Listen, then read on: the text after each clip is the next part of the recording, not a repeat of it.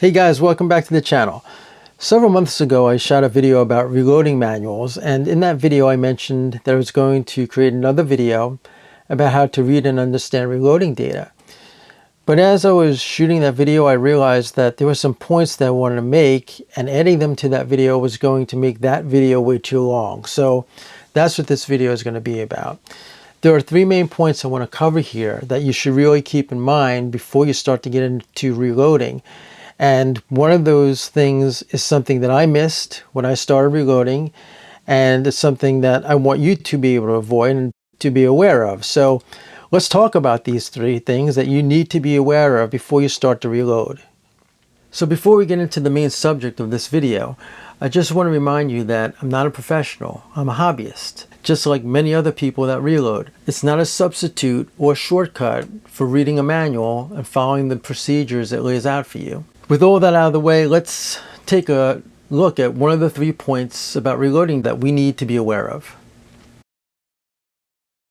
And here's one of the 3 points I want to make. Don't assume that just because you know how to read reloading data from another manual or another source, that it's read the same way in other manuals and other sources. So if we take a look at this manual here, which is Lyman's manual, they have a section that says Introduction to Data, and in it, it's going to have information in here about how to read and understand their data and how it's laid out.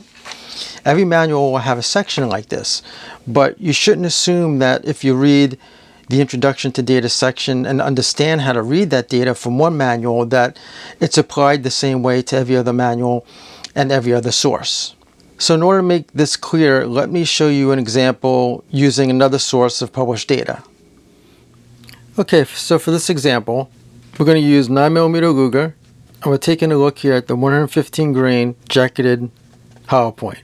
Here's what I want to show you. If you look down here next to powder, or underneath powder, it says Tight Group. That's the name of the powder. If we go over to the next column, it says 4, and that's under starting grains. That's what they want you to charge your case with. In other words, that's the amount of powder they want you to put into the brass or into the case. But if we take a look at another published source of data, and this is from Hodgdon, which is the powder manufacturer for Tight Group powder. That's the powder that Lyman's talking about in their manual. If you look, there's some reloading data on the canister here. And they have for 9mm Luger for 115 grain bullet. The Lyman manual says 115 grain bullet, Tight Group powder, but they want you to start at 4 grains. If we go and we check this canister, we'll notice that they want us to start the charge at 4.8 grains. Now how could that be? How could we have two different numbers here? And the reason is because if I move my thumb, and yeah, I cheated a little bit here, and you know, it's not far-fetched. I mean, if you don't know that this information exists in the canister, you might be excited to reload and not even read down here. But if we do read down here, it says maximum loads do not exceed, reduced by 10% to start. So this saying on the manufacturer is telling us that they want us to reduce this 4.8 grains by 10%. And that will give us 4.3 grains. That probably raises another question in your mind right now, because 4.3 is still higher than what Lyman's telling us to start with. They're telling us to start at 4. And by the way, don't assume and don't think for a moment that 0.3 and 0.0 is such a small amount. That's no big deal. It can be a big deal. And so this is a common situation that happens when you're looking at reloading data. You'll look at two professionally published sources of data, and both of them could give you different amounts as far as the starting grain goes.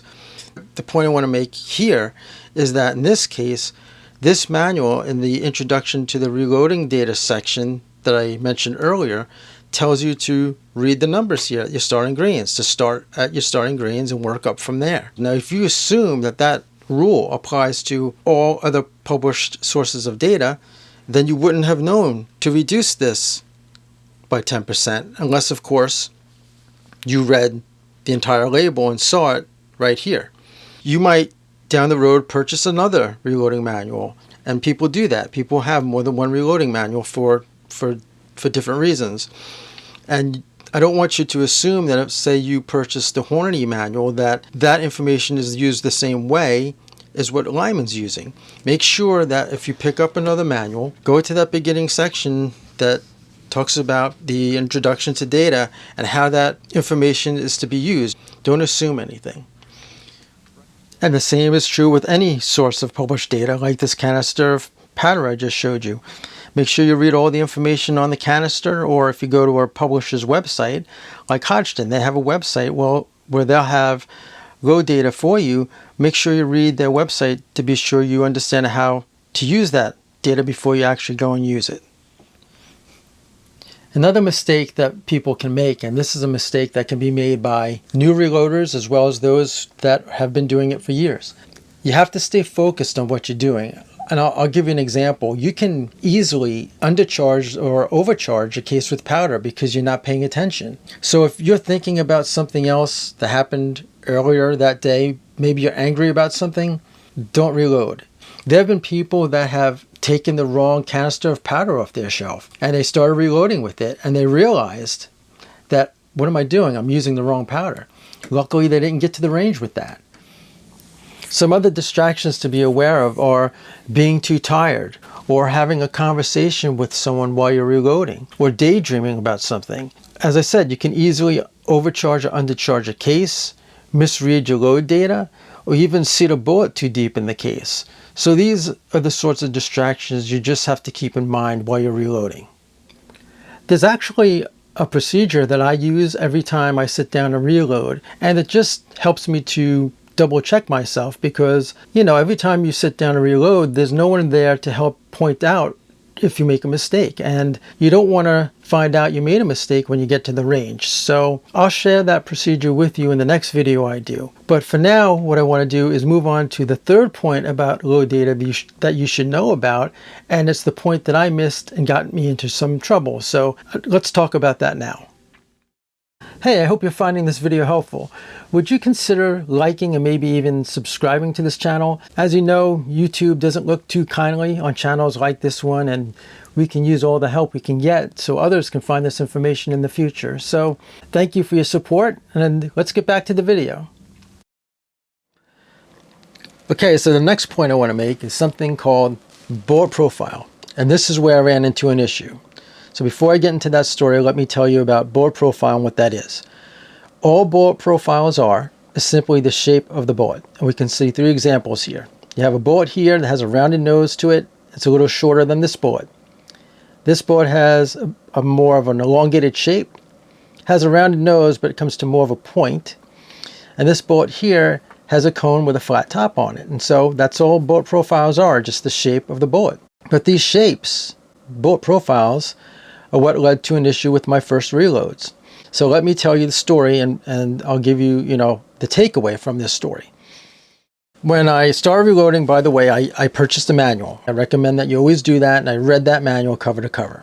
I watched a lot of videos, but nobody mentioned this thing called bullet profile. So what I did was I went to the store. It was a local store, small store, and I spoke to one of the employees there, and I told them I was new to reloading. Could you recommend a bullet for me? And I brought my manual too, so I knew what powder I wanted to pick out depending on the weight bullet that I was going to purchase, because I didn't know about the bullet yet. So the employee said, well, we have a lot of customers that are happy with this bullet by Badman Bullets. So I went ahead and I picked up a box of those bullets, and I went home and I used my reloading manual for 115 grain round nose bullet, which is what this is. Loaded them up, and the first round went off without an issue.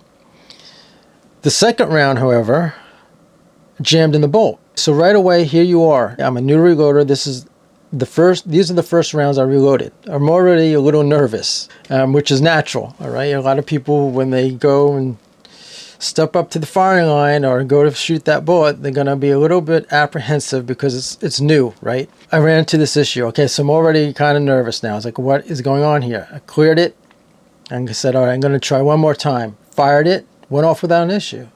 The next one jammed. So I was like, all right, there's something wrong here. I don't want to push my luck. I got to figure out what's going on. Looked in my manual again, checked, the overall length. I checked all of that. Went to a gun forum. Nobody was able to help me. Couldn't find out I didn't know what the answer was. So I looked at these bullets. I says, well, I know there's nothing wrong with the rifle because I've used over-the-counter retail ammunition I've had no issues with this rifle.